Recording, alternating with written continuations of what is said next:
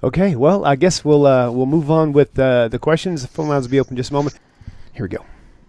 Greetings, Rabbi. My name is Jeff. I'm sending you this message from Saskatoon, Canada.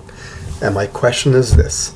With regards to Daniel chapter 9 and the vision that Daniel had, which was explained to him from the angel Gabriel, Daniel was given explicit information with respects to timelines between the first and second temple, and even details such as the second temple would be brought down before the commencing of the Messianic age, which would follow. Moving forward to the first century, how could the first century been so rich, so impregnated with Messianic expectations, while the second temple still stood? Did the rabbis, did the Jewish community not understand that the second temple would be brought down before the Messianic age would begin? And if so, how could movements as Paul's Christianity have even moved forward with the momentum and the speed that it did? Understandably, it was a Gentile religion, but Paul, a self-proclaimed Pharisee, and all of the other apostles should have at least known these basic fundamental prophecies with relationships to the Messianic age. I would look forward to seeing how you respond to this, Rabbi, and I thank you very much for taking my message. Everybody loves Daniel except for the earliest Christians who weren't familiar with it. Let me explain. This is an exceptional question. I could say with certainty that no one ever asked this question before. The caller has a very good grasp of the book of Daniel, specifically the last handful of passages of the 9th chapter, ending in verse 27. I should just give a 2-minute introduction to it so that we don't lose the viewers who are just not familiar with it. Daniel 9 begins with the prophet in a state of upheaval. He's petrified, he's shocked. And the reason for that is that the Persian Empire has just begun. More importantly, more germane for Daniel is the Babylonian Empire had come to an end, following a 70-year period, as prophesied in Jeremiah chapter 25, verse 12. Jeremiah says that Babylon only had 70 years. The reason why Jeremiah is expressing this, Jeremiah lived a little before Daniel. Jeremiah did not want the Jews to rebel against Babylon. He was saying to them, just stand by. Don't fight Babylon. God is not on your side. And if you don't, Babylon's going to fall anyway. That's the context. And how long do they have? 70 years. Now, there's a second prophecy that Daniel was looking at, and he describes this in the first two passages, and he was looking at Jeremiah chapter 29, verse 10. Jeremiah 29, verse 10 looks very strikingly similar to 25, verse 12. 25 verse 12 talks about a 70 years associated with Babylon, and so does 29 verse 10. However, 29 verse 10 also describes the Jewish people returning back to their land. They will return back to this place. Jeremiah, when he's saying this, he means the land of Israel. That means the Jews would return to the Holy Land. Now, as it turns out, Daniel is looking and he's shocked. He's petrified. Why? Because the first half of this prophecy, meaning Jeremiah 25, verse 12, has clearly been fulfilled. The Babylonian Empire has collapsed. We are told in the outset of Daniel 9, right from the get-go, that this is occurring in the first year of Darius the Mede. That's a key, because if it's Darius the Mede is now head of the Persian Empire for a very brief period before Cyrus the Great, that means the Babylonian Empire has collapsed. It's over. It's done with. If that's the case, Daniel is going, something terrible has happened. The first part of this prophecy has occurred. Babylon has been destroyed. This prophesied also in Isaiah chapter 14. But why aren't the Jews returning? Nothing's happening. We're in Babylon and the Jews are not returning back to this place, as it says in Jeremiah chapter 29, verse 10. And Daniel was petrified. He was petrified because for the obvious reason, woe to us, perhaps the curse of the law. He's referring to Leviticus chapter 26, where it tells us in verse 18 that if the Jews continue to sin, their punishment will be multiplied 7 times. Now, if the Babylonian exile was set to be 70 years, and it would be 70 years before the Jews would return back to the land, Well, if that is multiplied 7 times, that means the Babylonian exile might be, or the exile of the Jews might be 490 years rather than 70. Okay? I don't want to go too far on this, but I have many other presentations on Daniel 9. We'll just leave it right there. Daniel is shocked. The key point is, as we come to verse 24 and 25 through 27, the angel Gabriel comes to Daniel, and he reveals to him not just when the prophecies are going to be fulfilled, but in what will happen in the whole series of stages. And Daniel's going to be fed information that no one has received in history. Not just the destruction of Babylon, but also the end of the Persian Empire, Greek Empire, and ultimately the final empire. This goes back to a vision also Daniel had in chapter 7. What is germane to this caller's question is the following: that in this prophecy called 70 weeks, but when we're using the word weeks here, we don't mean weeks in a conventional sense, but we mean weeks in the sense of weeks of years. If 1 week is 7 years, each day a year, then 70 weeks would have to be 490 years. In sum, without going there, because it's again not germane to this topic, it's too large, but what is key is that Gabriel is outlining for Daniel a 490-year period. The destruction of the first temple, the destruction of the second temple. 70 years for Babylonian exile, 420 years for the second temple period. And therefore, Daniel discovers when the temple would be destroyed. And he's told that in verse 26 and 27. Now, what the caller is asking is, 1 second, that means the Jews had the book of Daniel. Daniel is a very precious book to the Jewish people. How could it be? How is it possible if we are told in Daniel 9, essentially, and I'm not going to go into details because it's beyond the scope of the question, but essentially that the second temple would have to be destroyed. I'm paraphrasing here. That means the people of the prince would have to come like a flood, destroy the sanctuary, and then 6 events would occur, and most importantly, the fulfillment of prophecy. The Messianic age could potentially begin, but not before then. Because after all, for example, if one of the things that the Messiah and the Messianic age would have to accomplish, the Messianic age which he would usher in would have to fulfill, is the building of a final temple as described in Ezekiel. Look at the last 3 passages of chapter 37. Look at Ezekiel 41 through 47. It's all a description of the final temple that would stand forevermore. So the question is, how is it that Christians, the early disciples, the early followers of Christianity, how did they miss this one? How could they possibly have believed that Jesus is the Messiah coming to fulfill the prophecies outlined in the Jewish scriptures? They should have known full well that I think people know where I'm going with this. They would have had these passages right in front of them, and they should have gone, hold on, Mashiach, the Messiah, couldn't possibly come yet, because we already have the prophecies of Daniel 9. So therefore, the Messiah couldn't possibly come in the year, between the year 1 and the year 30. He would have to come following the destruction of the temple, which took place in the year 70. Okay, that's the question. And the answer, I think the viewers are starting to figure out what's going on here, and that is that what was going on in the first century is not very different than what is going on right now in the 21st century. That is, people are not conversant in the book of Daniel. They know one passage here, one passage there, but they're completely unfamiliar with this book. And therefore, people had no idea.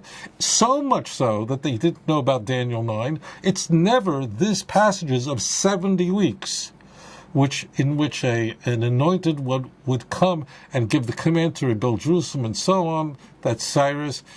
It is nowhere mentioned in the Christian Bible. I mean, don't you think this would have been very interesting that somebody, one of the writers of the Gospels, would have quoted specifically these numbers, these passages, this timeline outlined in Daniel 9? I mean, Paul, in his 13 letters that are ascribed to him, 7 of them are undisputed.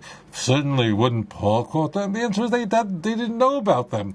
Moreover, I think the caller sort of alluded to the answer here as well.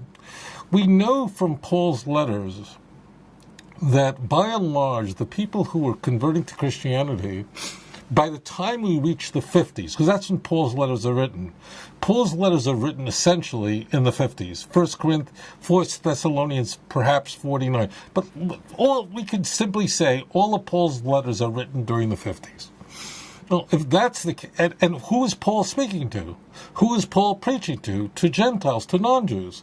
Who are the people coming into this belief in Jesus? They're non-Jews. That means it is easy to conclude from the reading, even a superficial, perfunctory reading of cursory reading of Paul's letters, conveys clearly, it's unambiguous that Jews who are joining this Jesus movement in this state point has largely come to an end, and it's largely non-Jews that are joining the Christian movement. Non-Jews, they certainly had no knowledge of Daniel. They certainly were unfamiliar with these passages. And in fact, that explains why Paul was so successful in converting non-Jews, why he was able to go to what is Asia Minor, to Greece, and so on in his many travels, and he was able to easily convert non-Jews to the Christian religion. Why? Because they had no knowledge of the Jewish scriptures, and they had no way of pushing back. They have no way of testing what Paul was saying. Paul's interlocutors, the people who are converting, are virtually all of them not Jewish. We're not encountering Paul, with very few exceptions. We're not finding Paul speaking to Jews. Yeah, Romans 7, there are a few exceptions, but that's to a church he's never been to. When he wrote the book of Romans, Paul had not yet visited Rome. It's the only book that he wrote a letter to a church to which he'd never attended. He certainly didn't build. So today, ask yourself, ask yourself, how many Gentiles, people who are not Jewish, have read the book of Daniel once in their lives from beginning to end and know it fairly well? The answer is almost none. It's unheard of. And today, there's the access to information that was never available. Today, the literacy rate is very, very high compared to what it was during the first century. So, in the late ancient world, in the first century, in the Greco-Roman world, how many non-Jews could read or understand Hebrew or Aramaic? The answer is very, very few. I mean, this was forget about. Read would have been unheard of. Speak, be conversant in it, be able to open the book of Daniel and know what it said. The answer is very, very few. So therefore, this was a non-issue for them. Going back to the first century, those who were not Jewish could not discern between genuine biblical exegesis and Bible tampering. That incidentally explains how Paul was so successful with the non-Jewish world, why he was Christianity's most important missionary and most successful missionary, and because he was speaking to an audience that was clueless when he spoke. He would be able to misquote Deuteronomy 30, where the Torah says that you can keep the Torah. It's not too far off. It's not in heaven. Who will bring it to us that we may keep it? It's not over the sea. Well, Paul totally misquotes that in Romans chapter 10, verse 6 through 8. Totally, completely.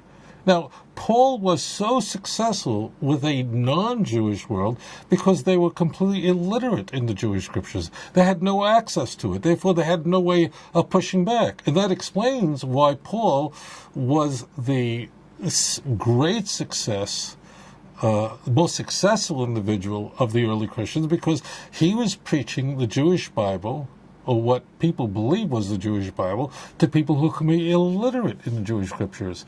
Conversely, if you take whoever wrote the book of Matthew, it is clear that Matthew was written for a number of reasons, but one of them is to convert Jews to believe in what we today call Christianity. Call it whatever you want. Matthew is repeatedly quoting the Jewish scriptures, or we are told that he's quoting the Jewish scriptures. We have in the book of Matthew 11 explicit fulfillment citations, and many others. Whoever wrote this book is saying that Jesus is being born of a virgin is not an arbitrary event. It openly is prophesied in Isaiah chapter 7, verse 14. And he supposedly quotes Isaiah 7:14 in Matthew 1:23. Matthew insists that the Messiah is to be born in Bethlehem. And he supposedly quotes Micah chapter 5, verse 2 in a Christian Bible, verse 1 in a Jewish Bible. And now, if you're not familiar with Micah 5, 1 or 2, and Matthew snaps off the last part of the verse, which says, and his going forth is from ancient times, from times of old, and you snaps it off and just replace it with another text completely, what are you going to do if you're familiar with the book of Micah? You're going to not walk away from these Christian missionaries. You're going to run.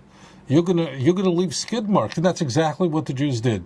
Here's the point. We have two authors in the Christian Bible that are very prominent. We don't know who wrote the book of Matthew. It's written anonymously. If people say we know it was written by an evangelist, it was written by the tax collector Matthew Levi, they don't know what they're talking about. Matthew is written anonymously, and the writer is speaking in the third person when speaking about Matthew. He doesn't say anywhere, Jesus came to me, and I saw it. It's never spoken that way. So we don't know who wrote the book of Matthew. But the key point, what is clear, what comes through immediately, what bleeds through is that whoever wrote it wanted to accomplish a number of things, but very important to the author of Matthew is he wanted Jews to believe this. And Paul, we do know who wrote 7 of his 13 letters, clearly wanted non-Jews to believe in Jesus, but he wanted them to believe his Christology rather than the Christology of James and Peter, the Jerusalem church, who emphasized the keeping of the law. And Paul opposed that. We see that coming across in all Paul's letters. The key is that I just want to make this really simple so I don't lose the viewers. Paul was interested in having non-Jews become believers in Jesus, in his Christology, his understanding of how to properly follow Jesus. Okay, Matthew was interested in the same, but he wanted it for Jews. One of the strange things is that Matthew failed utterly. That means that Jews, for the most part, did not accept Christianity. As I said, by the 50s, from Paul's own letters we see, it's largely a non-Jewish movement by that point, 20 years after, when Christians assign the crucifixion. When Christians say Jesus was crucified, about the year 30.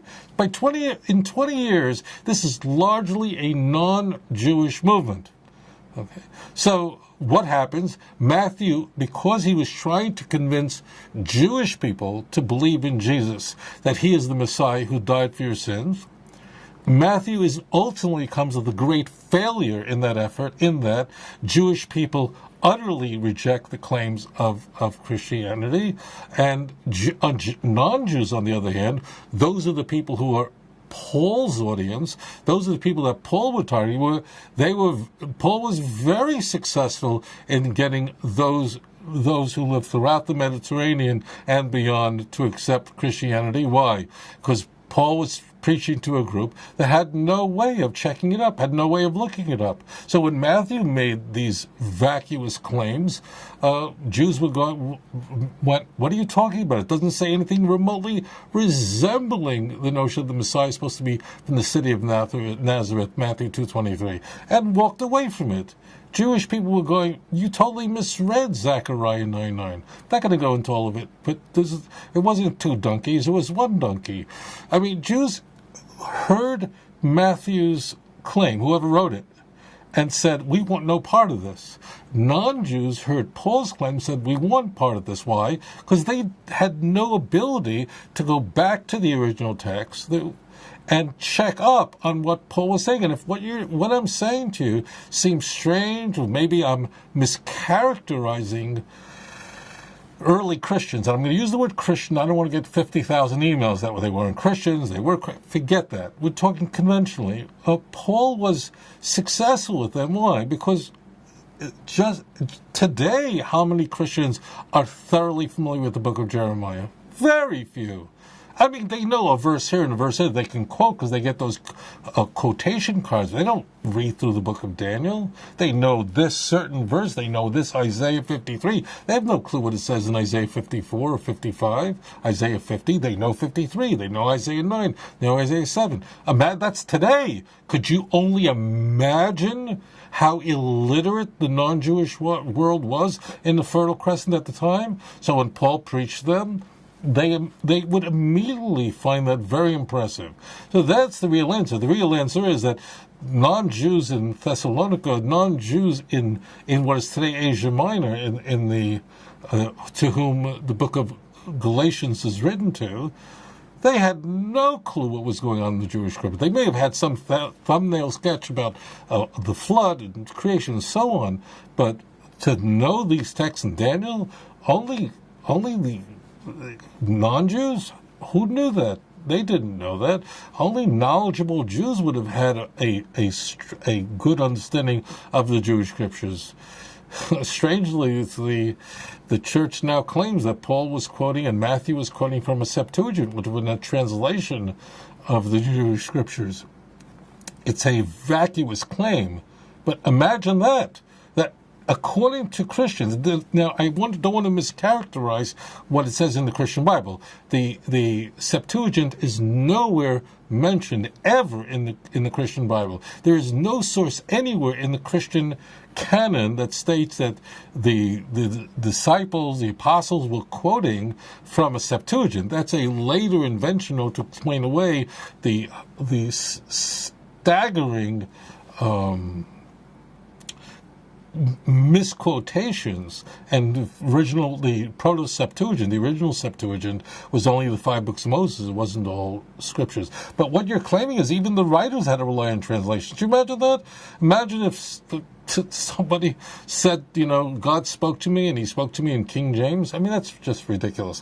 But in fact, that's what one Christian prophet claimed, Joseph Smith, in 1820 and in 1823.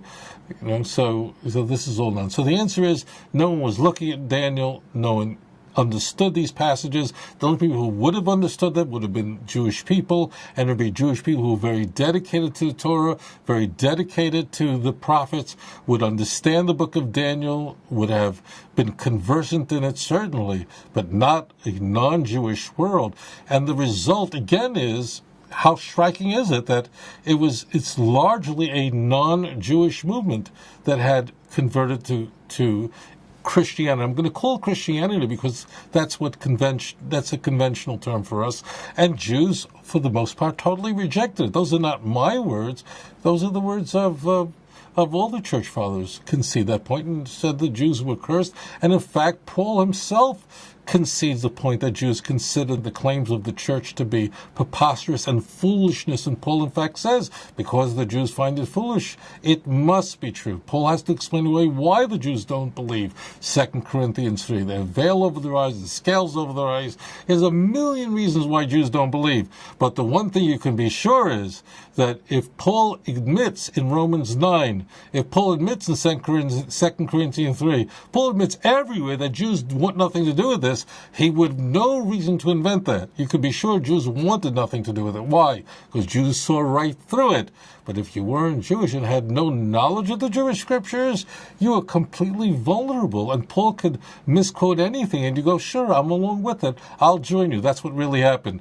Now, we are looking forward to, as we stand right now, we're looking forward to a real Messianic age. Please God, it'll happen in our time when the knowledge of God, the real knowledge of God, will cover the world as the water covers the sea. Isaiah chapter 11, verse 9. And with the knowledge of the teachings of our prophets of blessed memory, we should see the true Mashiach coming. B'mehera b'yomeinu. Thank you so much for that question. Adon olam asher malach b'terem kol yetzir nivra v'et nasa בחפצו כל. אזי מלך שמו נקרא, ואחרי ככלות הכל לבדו ימלוך נורא, והוא היה והוא עובר